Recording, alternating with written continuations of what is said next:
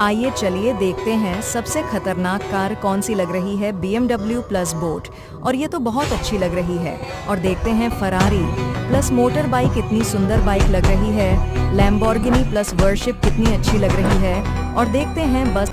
मुझे देखकर इग्नोर मत करना।